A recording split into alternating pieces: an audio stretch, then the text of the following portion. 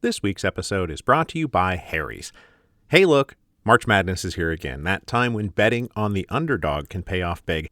Nobody likes rooting for the huge juggernaut behemoths of the world to go out and crush scrappy teams trying to disrupt the dominance of monopolistic dynasties.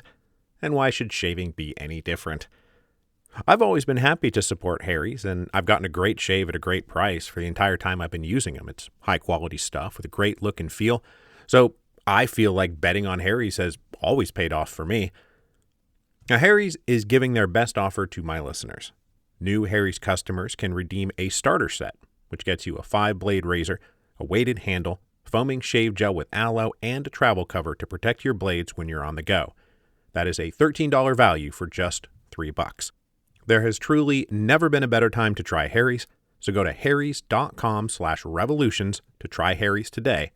That again, harrys.com/revolutions. This week's episode is also brought to you by BetterHelp Online Therapy. A lot of us will drop anything to go help someone we care about.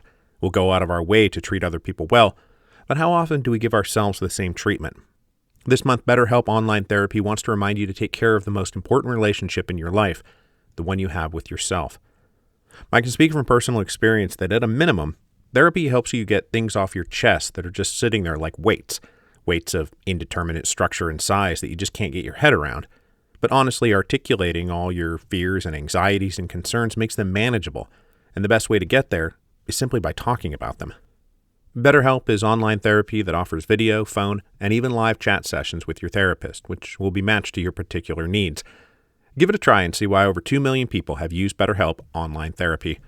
This podcast is sponsored by BetterHelp, and Revolutions listeners get 10% off their first month at betterhelp.com/revolutions. That's BETTERHELP.com/revolutions. Hello, and welcome to Revolutions.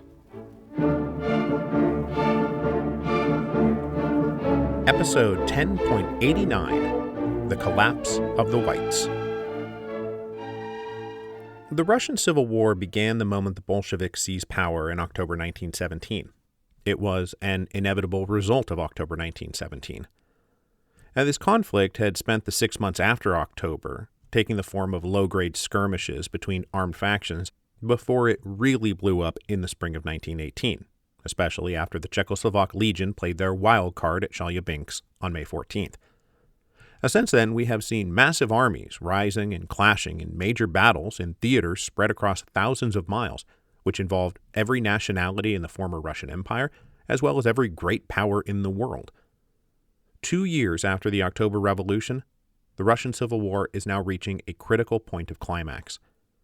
In the autumn of 1919, the white forces that had been raised, funded, and equipped to oust Lenin, Trotsky, and the communists threw everything they had at the Reds, and they would come up short. The winter of 1919-1920 does not represent the end of the Russian Civil War, but it does mark a major turning point that we can say, from this point right here, the whites are done. They are not coming back from this. Now, we left things off last week with General Denikin's most advanced forces having reached the city of Orel by mid-October 1919. They now stood just about 250 miles from Moscow. The communist capital was in a state of emergency as workers were conscripted to dig defensive trenches, and the Communist Party leadership made plans to possibly evacuate Moscow should it come to that.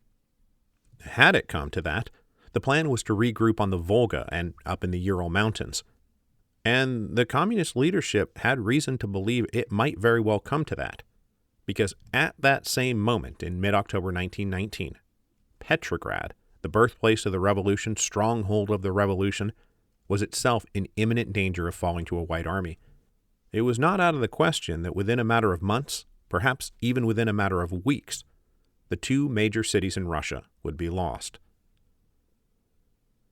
Now, we have not talked at all about the Northwestern Army currently threatening Petrograd because it was never that big, nor a major player in the Russian Civil War, except for this one moment in the autumn of 1919. The first colonel of the Northwestern Army had been formed by reactionary officers under the auspices of the Germans back in the summer of 1918, who were looking for native forces to confront the Bolsheviks, if they needed to confront the Bolsheviks. In October 1918, this group officially formed a small army of about 6,000 men based in Pskov, the city where Tsar Nicholas had submitted his abdication. But of course, this is all right as the German Empire is collapsing in defeat, and so instead of this Northwestern Army accepting promised munitions and supplies from the Central Powers, they were forced to fall back into Estonia, where they were tolerated with heavy reservations on account of the fact that the Red Army was trying to invade Estonia at that very moment. So this little white army plays a role in helping push the Russian Red Army out of Estonia by the spring of 1919, and then they advanced and established a territorial beachhead inside of Russian territory. The Northwestern Army's administration of this newly conquered territory was terrible, as it was practically everywhere the whites seemed to go. They abused and exploited the local population. They unleashed a wave of white terror against anyone linked to the communists, and, in particular, they persecuted the Jewish population. So by this point in the conflict, the officers leading the Northwestern White Army recognized the ultimate authority of Supreme Ruler Kolchak. And while this recognition of Kolchak was necessary to win support and supplies from the British and other allies, it absolutely torched their ability to make local alliances. A real campaign to take Red Petrograd was probably going to need the participation of both the Estonians and the Finns, but their interests were no longer aligned with the Northwestern Army.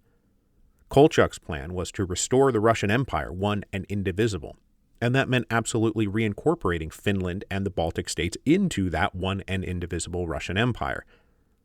So not only was getting tangled in a Russian civil war a dubious prospect for the Estonians and the Finns, they would find themselves doing so on behalf of political forces that promised to ignore their independent sovereignty. So, both the Estonians and the Finns refused to join this campaign. On the other hand, the Northwestern Army did not get much support from the Allies, despite the obvious geographic proximity to, the United Kingdom.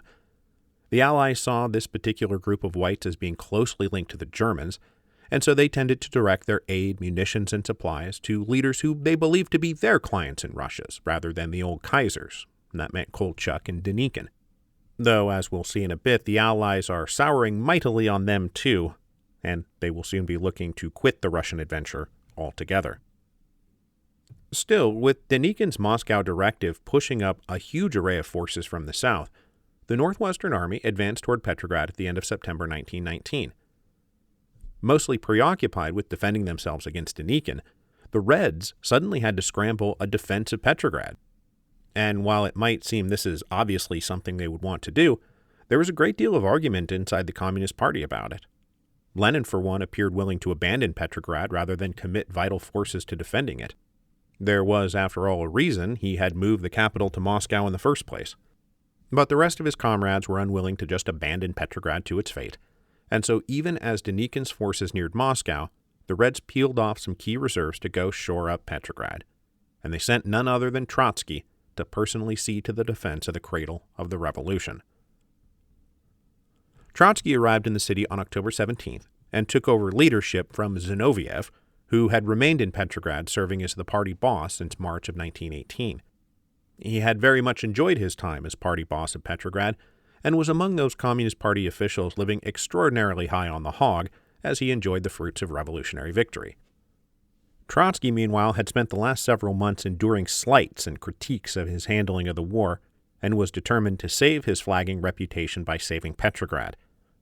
He came in and energetically reorganized and refocused the garrisons, oversaw the arrival of reinforcements, and laid plans to turn Petrograd into what he called a stone labyrinth if the white Northwestern Army actually tried to take over the city. Despite the ongoing depopulation of all the urban centers of Russia, Petrograd still had a population of about 600,000, and Trotsky laid plans to force the White Army to fight block by block, street by street, and house by house, turning Petrograd into one giant exhausting trap that would either destroy the army or force them to quit and leave. But Trotsky never had to put this plan in motion, as the Northwestern Army never attempted an attack. They got as far as the imperial palaces at Tsarsky Selo, but by then, their supply lines back to the west were badly exposed and they were badly outnumbered. Nobody was rising up to join them, the Estonians and the Finns absolutely refused to get involved, and support from the British was extremely minimal. The Reds around Petrograd commenced a counterattack on October 21st, coinciding with events in the south that we'll talk about here in a second, and they just forced the Northwestern Army into a fighting retreat west, racing back towards the Estonian line. By the middle of November, the Northwestern Army was even further back than they had started, and they were trying to cross back into the safety of Estonia. But here they found themselves blocked and forbidden to cross the frontier until they disarmed. By this point, the Estonians determined it was in their interest to sign a treaty with the Reds, who appeared willing, at least on paper, to grant them terms that the Whites refused to consider.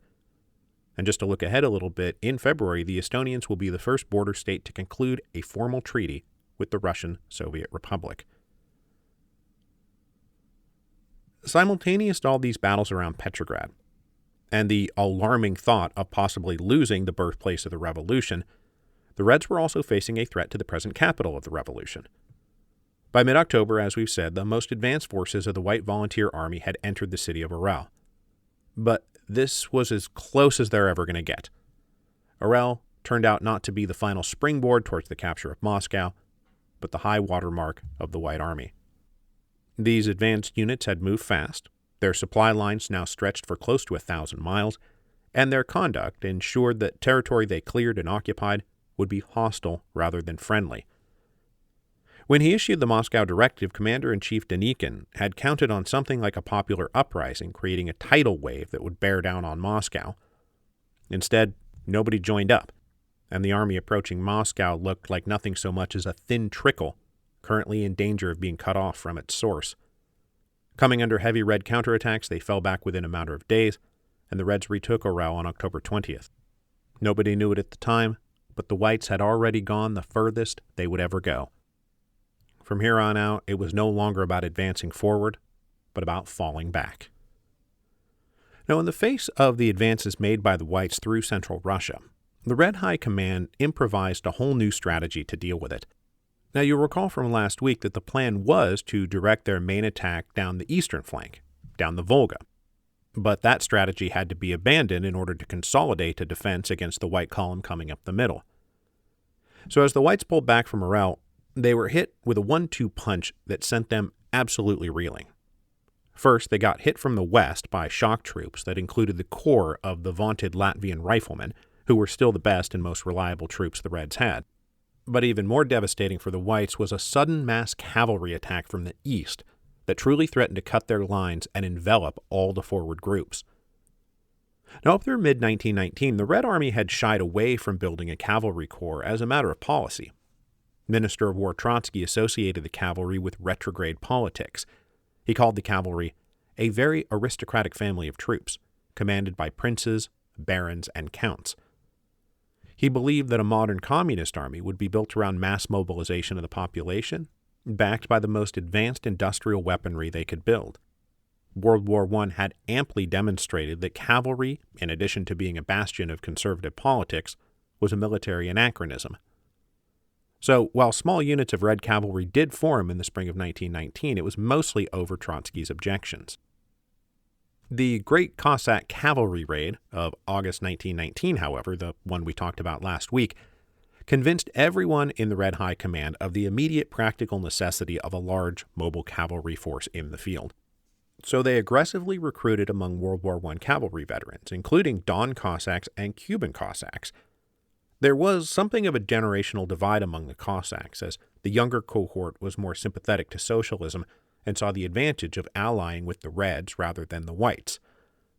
These new recruits and existing cavalry detachments were all merged together and formed the 1st Cavalry Army, under the command of a guy called Semyon Budyny.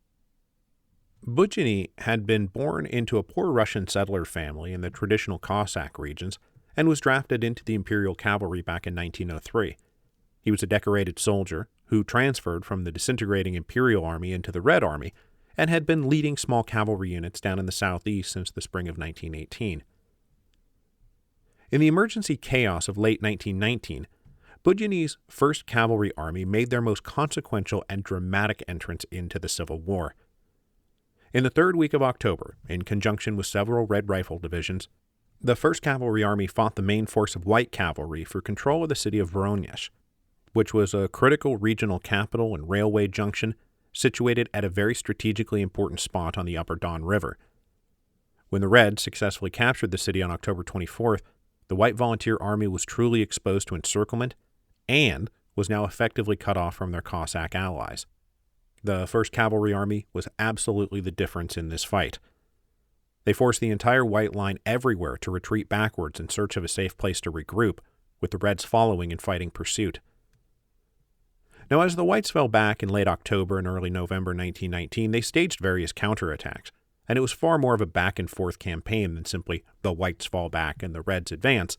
But if you plot a map through this period of who is where when, the story is the Whites are falling back and the Reds are advancing.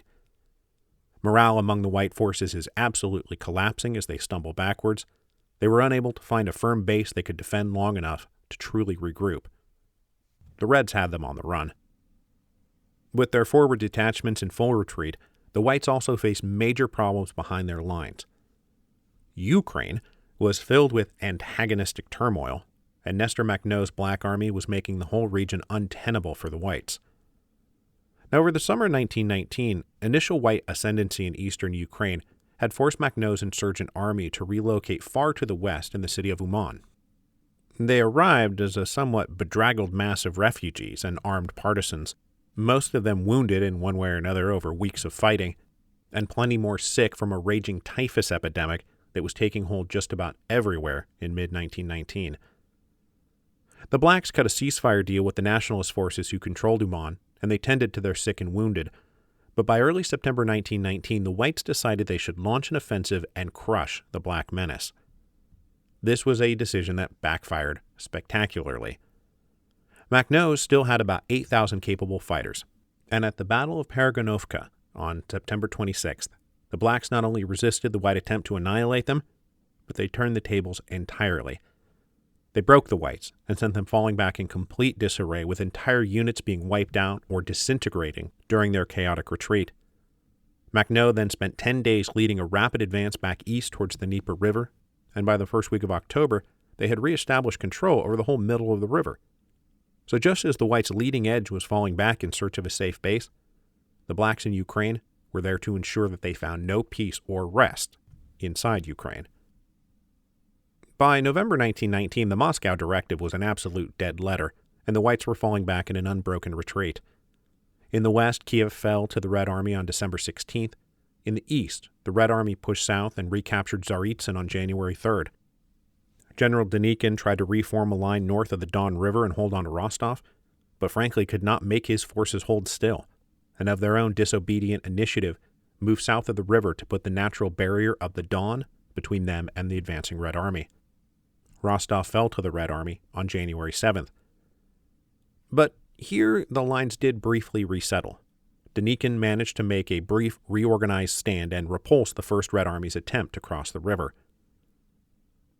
Now, despite Denikin finally holding this position, this is very much endgame hours for the White movement on all fronts. 6 months after issuing the Moscow Directive, Denikin's forces had been pushed back not just to where they started, but even further south. The situation looked bleak on all fronts. Rail lines and roads were choked with refugees streaming south to the Black Sea, hoping to be evacuated from what appeared to be inevitable Red Army victory. Soldiers deserted in droves. That major typhus epidemic was sweeping through everything and everybody. The White High Command was at each other's throats, assigning blame, resigning from the service, or being forced out. Pyotr Vrangil organized a group of high-ranking officers to oust Denikin as commander-in-chief. The whole thing was falling apart. Collapsing morale was then exacerbated by the news from everywhere else, which was all bad. As we'll get to here in a second, the army and the government of Supreme Ruler Kolchak was incredibly, somehow even worse off than the Whites were in the south. That little Northwestern Army that had threatened Petrograd was in a state of acute disintegration. They were being disarmed, all their officers were quitting. And perhaps most distressingly, representatives of the Allies indicated they were cutting off aid to the Russian Whites. Back on November 8th, British Prime Minister David Lloyd George gave a speech basically saying, "We're all done in Russia." The combination of White military failures, coupled with their inability to work together politically, coupled with their brazen corruption, coupled with general war weariness, equaled time to leave Russia to the Russians. Because at this point, salvaging the White armies would mean drastically ramping up Allied investment and involvement just to keep them afloat. And no one had any stomach for this, aside from some hardline anti-Bolsheviks like Winston Churchill, but they were in a tiny minority. The British told their White allies in southern Russia their last major contribution to the cause would be allowing British ships to ferry as many White refugees as possible out of the country, but that was it. Faced with the decision to fish or cut bait in Russia in early 1920, the Allies cut bait. Now, this decision to cut bait was, of course, massively influenced by events in Siberia during this same period. The Allies had put a great deal of stock in Supreme Ruler Kolchak. They, in fact, presently recognized him as the sovereign head of Russia. But by the end of 1919, it looked as though the Supreme Ruler of Russia was in control of little more than his own immediate staff. With Denikin's forces being pushed back away from Moscow, and that Northwestern Army being pushed back away from Petrograd, the Reds felt comfortable sending reinforcements across the Ural Mountains to take the fight to Supreme Ruler Kolchak, although there was practically nothing to take the fight to. By November 1919, Kolchak's armies were falling apart, and his government, if it could even be called that, was an increasingly hopeless bunch of corrupt officials who didn't really have power over anything. With very little standing between the Red Army and their capital at Omsk, they decided to just abandon the city and flee east towards Lake Baikal, maybe regroup in Irkutsk. They abandoned Omsk in a hurry, leaving behind tons of supplies and ammunition, which the Red Army gratefully absorbed when they captured the city on November 14th. Those officials and officers and troops who managed to get away then embarked on what is dubbed the Great Siberian Ice March, which is not to be confused with the first thing that is called the Ice March, which was the volunteer army wandering off into the wilderness in early 1918. This Great Siberian Ice March was a rolling and chaotic retreat 1,500 miles east across the Siberian winter from Omsk to Lake Baikal. The Great Siberian Ice March represents the disintegration of Kolchak's forces in the east. Peasant soldiers who had been conscripted simply deserted and went home. Typhus raged through the ranks. Railroads were frozen and clogged with traffic as refugees and soldiers were trying to move in both directions. Local anti-white partisan groups all along the Trans-Siberian Railroad attacked them as they moved east, capturing some, killing some, wounding others, forcing them to remain behind, preventing trains from moving at all. As was happening down in southern Russia, the senior leadership around Kolchak resorted to pointing fingers at one another, quitting in disgust, or just looking out for themselves. What was left of the political officials who had made up Kolchak's quote-unquote government made it to Irkutsk, where they tried to reestablish the government, but they had no authority whatsoever. Kolchak himself was separated from what was left of his main forces, but he would not be separated from the single most valuable thing in his possession, 36 freight cars loaded with gold. This gold represented a large chunk of the Tsar's gold reserves which had been stashed in the city of Kazan on the Volga for safekeeping during World War I, and which were subsequently captured by Kolchak's forces and taken into his possession the previous year. And as he claimed to be the sovereign ruler of Russia, he claimed control of the gold as his right and as his responsibility. He was still making his way east with this gold when he got word that Irkutsk was probably not going to be a safe haven. In December 1919, a left-wing group of SRs and Mensheviks took control of the city, declaring themselves to be this new thing called the Political Center, an anti-communist government which would replace Kolchak's disintegrated and discredited officials. One of their first acts was to formally dismiss Kolchak from service, and when he received word of this dismissal on January the 4th, he himself submitted his resignation, becoming just a private individual who just so happened to be in possession of Russia's sovereign gold reserves. Kolchak's resignation coincided with what is probably the great disaster that befell the Whites on their Great Siberian Ice March. The city of Krasnoyarsk, which stood between them and Irkutsk on the Trans-Siberian Railroad, was taken over by anti-white partisans, mostly SRs backed by the local military garrison. With this city falling into the possession of his enemies, Kolchak and his forces would be unable to move forward. Kolchak himself was stuck on a segment of track controlled by the Czechoslovak Legion.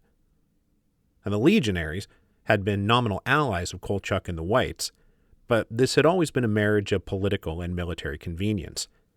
Most of the Czechoslovaks were ultimately sympathetic politically to the socialists, and they had frankly regretted the rise of the conservative Kolchak. So with the road ahead increasingly in the hands of Kolchak's enemies, the Czechoslovak legionaries decided to hold his train. Now, what they wanted more than anything else at this point was to get out of Russia. Remember, they had negotiated an exit from Russia nearly 2 years earlier because they wanted to keep fighting the Central Powers in order to win independence for Czechoslovakia. But then, they had gotten sucked into the Russian Civil War, and in the meantime, the Central Powers had lost World War I, Czechoslovakia had declared its independence, and it looked like the Allies were going to make that independence stick. So here in January 1920, we have all these Czechoslovak legionaries still stuck in Russia, and all they wanted to do was go home.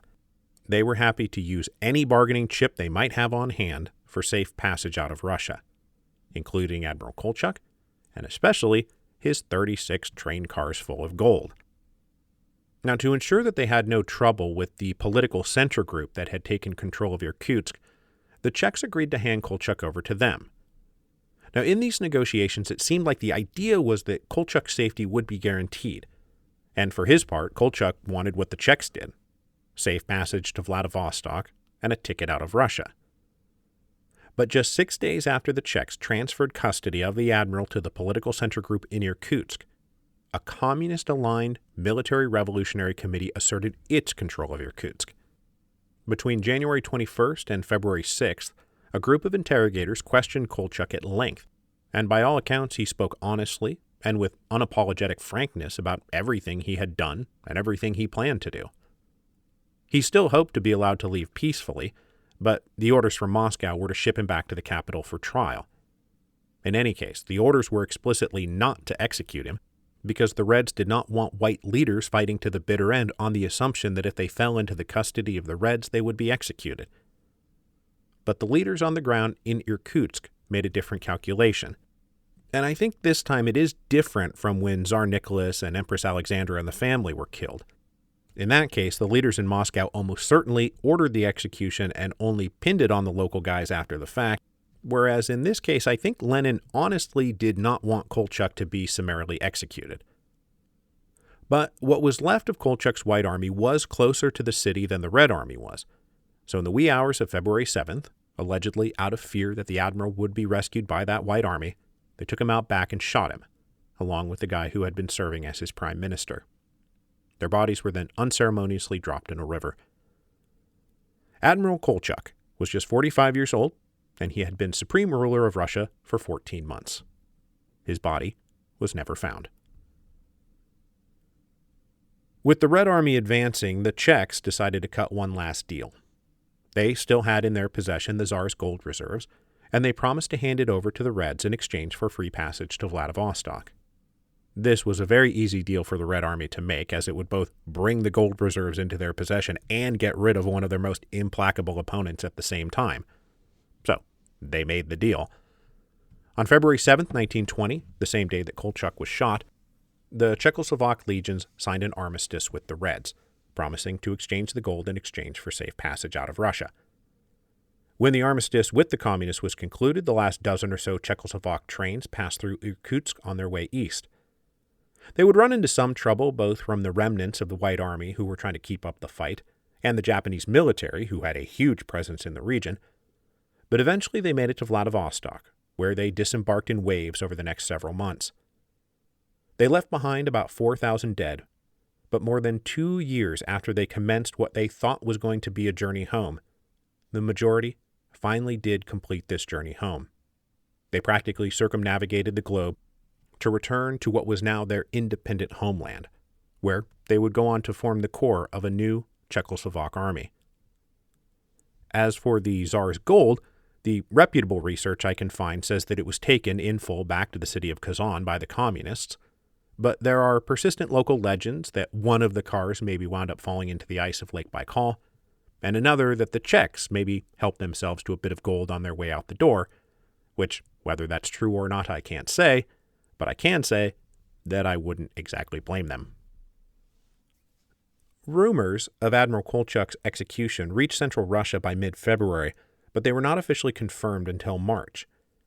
By then, the white movement in southern Russia was in its death throes. General Denikin managed to stage one last counterattack and actually recaptured Rostov on February 20, but by then he was being flanked on all sides and had to abandon the Don River and fall back even deeper into the south.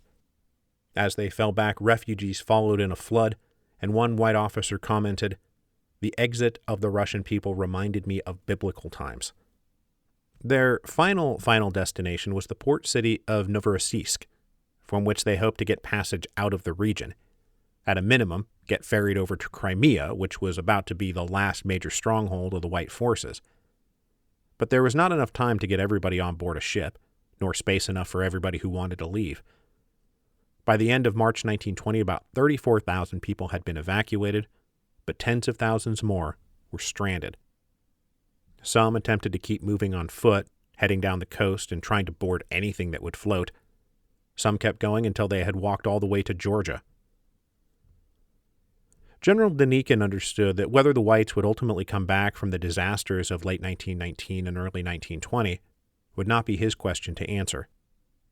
In April 1920, he said he planned to drink from the bottom of the bitter cup of the Novorossiysk evacuation and then resign. Despite his falling out with Pyotr Wrangel, the people around Denikin seemed to believe Wrangel was probably the only viable candidate left to take over the reins of what would be the last stand of the whites from their base in Crimea. So with the Red Army closing in April 1920, Denikin formally transferred all his authority over to Wrangel and boarded one of the last ships departing Novorossiysk. But he was not bound for Crimea. His war was over. He instead went first to Constantinople aboard a British destroyer. And he said, "When we put to sea, it was already night. Only bright lights scattered in the thick darkness marked the coast of the receding Russian land. They grew dimmer and vanished. Russia, my motherland." Denikin never would see his motherland again. He spent the next several years bouncing around between England, Belgium, and Hungary before finally settling in France in the mid-1920s. He wrote a bunch of commentaries on the Russian Civil War, including a highly regarded memoir that was surprisingly candid about the mistakes and failings of the whites generally, and his own personal mistakes and failings specifically. He was still in France when the Nazis invaded in 1940, and despite his ongoing vehement hatred of the communists, refused to lend his name or reputation to the Nazis. He ultimately died in New York City in 1947. The Great Retreat of all the white forces meant that the spring of 1920 would dawn under entirely new military and political circumstances. Now, none of this marked the official end of the Russian Civil War, nor the wider conflict among the various nationality groups from the former Russian Empire. Things were different, but it was still far from clear who would ultimately emerge victorious, who would control what territory, what ideology would reign supreme, and what, exactly, the Russian Revolution actually meant.